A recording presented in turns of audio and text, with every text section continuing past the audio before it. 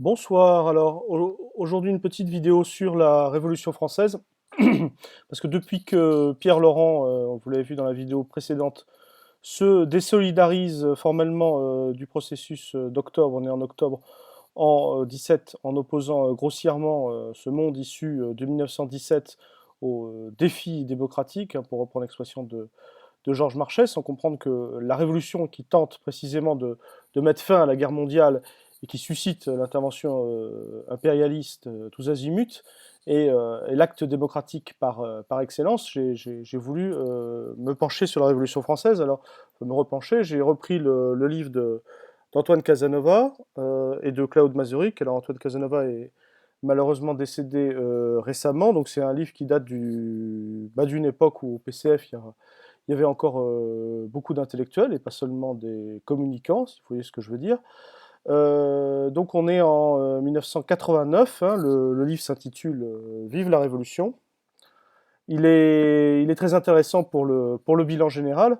Euh, la Révolution française est à la fois, bien sûr, une révolution bourgeoise et une révolution populaire. Alors, révolution populaire que Furet et Richet présentaient à la fois présentaient comme une forme de dérapage. Or, cette révolution populaire était bien sûr la garantie d'une intervention démocratique des masses. En 1789, hein, dans une première étape que défend François Furet, hein, c'est la première étape qu'il défend, on s'acheminait en fait vers un compromis entre la bourgeoisie et l'aristocratie, hein, un peu comme en Angleterre. Processus qui n'avait absolument rien de pacifique d'ailleurs en Angleterre, hein, parce qu'il y avait, faut voir ce qu'ils avaient fait en Écosse à la même période, hein, ou alors ce qu'on a appelé l'éviction paysanne. Hein. Bon, en France, on voulait aussi un compromis aristocratie-bourgeoisie sur le dos des paysans, contraints de verser aux nobles de lourdes indemnités en argent ou en terre, en échange de l'abolition des droits féodaux. En imposant aussi donc le suffrage censitaire et enfin en imposant comme forme de suffrage que le suffrage censitaire et en donnant au roi un certain nombre d'avantages dont le droit de veto. Bon. Or, entre-temps, il y a quand même une maturation profonde de la paysannerie qui ne supporte plus les prélèvements seigneuriaux ancestraux. D'ailleurs, de ce point, les États généraux de 1789 contrastent singulièrement avec les précédents, qui remontaient à 1614, hein, où les paysans ne s'étaient pratiquement d'ailleurs pas exprimés. Et il y a eu une sorte depuis ce temps-là, il y a une sorte de formidable progrès des forces productives. Force productive, ça veut dire progrès technique et capacité humaine, hein, même progrès des rapports sociaux. Et ce que l'historien Jean Nicolas appelle très justement, je vous montre son livre, la rébellion française, hein, le mouvement populaire et conscience sociale de 1661 à 1789.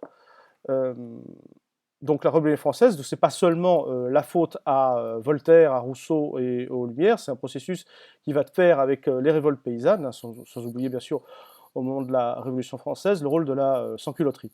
Donc les paysans, pour revenir à eux, les paysans, ces ruraux qui représentent 85% de la population française au moment de la Révolution, n'auraient pu racheter les droits féodaux évidemment qu'à l'esprit astronomique, selon le plan de la bourgeoisie.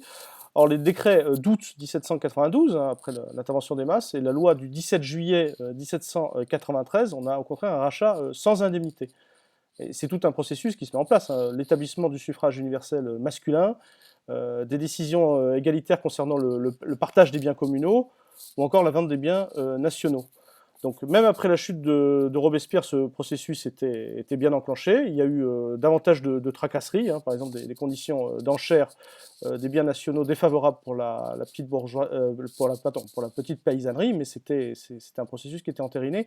Avant, le bilan est contrasté, hein. Par exemple, les paysans qui étaient propriétaires ont tout gagné à l'abolition de la féodalité. Alors il y a que pour les journaliers agricoles, par exemple, que la révolution a été, d'après le mot de Georges Lefebvre, qui est aussi un historien marxiste, dans la révolution, ça a été une opération blanche. Bon, c'est sûr qu'après la chute de Robespierre, il ne faut pas non plus rêver.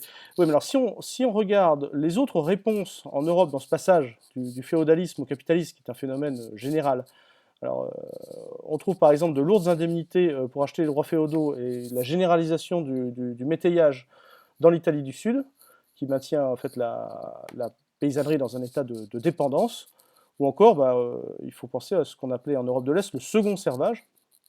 La noblesse tente de s'adapter, la noblesse de ces pays tente de s'adapter en fait aux nouvelles conditions du marché, en recourant aux formes barbares les plus barbares, notamment le servage, avec des conditions d'exploitation qui croissaient pour répondre en fait à la concurrence occidentale. Donc second servage dont était spécialiste Witold Kula. Voilà. Witold Kula, le second servage, c'est quelque chose sur lequel Antoine Casanova insistait beaucoup, parce que j'ai eu l'honneur et la chance de le fréquenter à la revue La Pensée. Donc second sauvage qui sera abandonné pour cause de mauvaise productivité, mais surtout après la guerre de Crimée. Vous imaginez les conséquences que ça a eu sur les mœurs, évidemment, les mœurs politiques. On peut prendre encore un autre cas, pensons à l'Allemagne, qui n'a pas développé, bien sûr, les mêmes traditions démocratiques que la France. Hein. La voie non démocratique et l'échec de la révolution de 1848, ça a débouché en Allemagne sur une réaction croissante, puis sur le fascisme, hein, le nazisme. Donc, au moment du Front populaire, je rappelle qu'il a quand même empêché que le fascisme n'arrive dans notre pays et qu'il soit imposé sui generis. Il aurait été imposé par l'étranger. Donc c'est quand même un avantage pour le vaincre. Hein. Donc songez quand même au rôle de la Révolution française dans les consciences. Par exemple, il suffit de penser à la Marseillaise de Jean Renoir, mais pas seulement. Le rôle de la Révolution française dans la conscience collective, hein, au moment précisément où on a refusé le fascisme. Hein. Donc dans toutes ces sociétés d'Europe et donc d'une partie du monde où on passe du féodalisme au capitalisme, entre grosso modo le milieu du XVIIe siècle et le milieu du XIXe, on a des processus différents, mais c'est les conditions les plus progressistes de la France qui vont marquer le pays et puis le monde entier, avec ce qu'on appelle l'universalisme républicain, enfin, qui a ses limites intrinsèques, hein, bien sûr, mais liberté, égalité, fraternité, ça laisse quand même des traces. Hein. Donc, alors des gens comme François Furet ont voulu bloquer ce processus de lutte des classes, prétendent qu'il était terminé, alors qu'il s'agit précisément d'un rapport de force, un rapport de force qui, s'il n'a pas forcément permis le meilleur, en tout cas éviter le pire. Donc j'espère que vous comprenez en quoi opposer grossièrement la révolution à la démocratie, c'est à la fois imbécile et criminel. Et si c'était l'intention de l'actuel secrétaire national du PCF de faire cela lorsqu'il opposait dans son discours là, du 4 novembre dernier au processus d'octobre le défi démocratique, c'est tout simplement risible. Voilà, c'est tout pour aujourd'hui. À demain. Merci.